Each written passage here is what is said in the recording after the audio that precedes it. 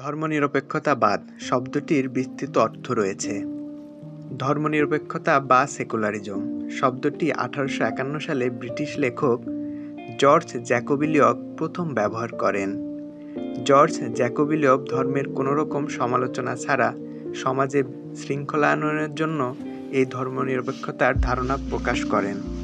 তিনি এই মতবাদকে আরও বিস্তৃত করেন এবং বলেন যে ধর্মনিরপেক্ষতা খ্রিস্ট ধর্মের বিরুদ্ধের কোনো মতবাদ নয়, এটি একটি স্বাধীন সত্তা।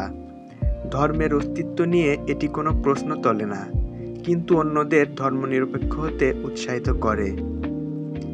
বেরি কসমিন, যিনি ধর্মনিরপেক্ষতা নিয়ে আরও গবেষণা করেন, তিনি এটিকে দুইটি অংশে বিভক্ত করেন: 1.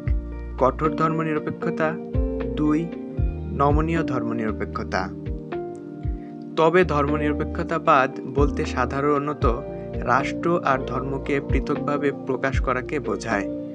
এক্ষেত্রে রাষ্ট্রকে ধর্ম বা ধর্মীয় রীতিনীতির বাইরে থেকে পরিচালনা করাকে বোঝানো হয়। এক্ষেত্রে রাষ্ট্রের আইন কোনো নির্দিষ্ট ধর্মের উপর নির্ভরশীল থাকে না। এছাড়া ধর্মনিরপেক্ষ রাষ্ট্রে ধর্মীয় স্বাধীনতাকে গুরুত্ব দেওয়া হয়। রাষ্ট্র কোনো ধর্মকেই পক্ষপাত করে না। এই মতবাদ অনুযায়ী সরকার কোনোরূপ ধর্মীয় হস্তক্ষেপ করবে না, কোনো ধর্মীয় বিশ্বাসে বিশ্বাসী হবে না এবং কোনো ধর্মকে কোনো প্রকার অতিরিক্ত সুবিধা প্রদান করবে না। কাউকে ধর্ম পালনে বাধ্য করা হবে না। সকল ধর্মের মানুষ সমান অধিকার ভোগ করবে। ধর্মনিরপেক্ষ রাষ্ট্রে রাজনৈতিক সিদ্ধান্তগুলো তথ্য এবং প্রমাণের উপর নির্ভর করবে, কোনো ধর্মীয় বিশ্বাসের উপর নয়। অর্থাৎ বলা যায়, ধর্ম যার যার, রাষ্ট্র সবার।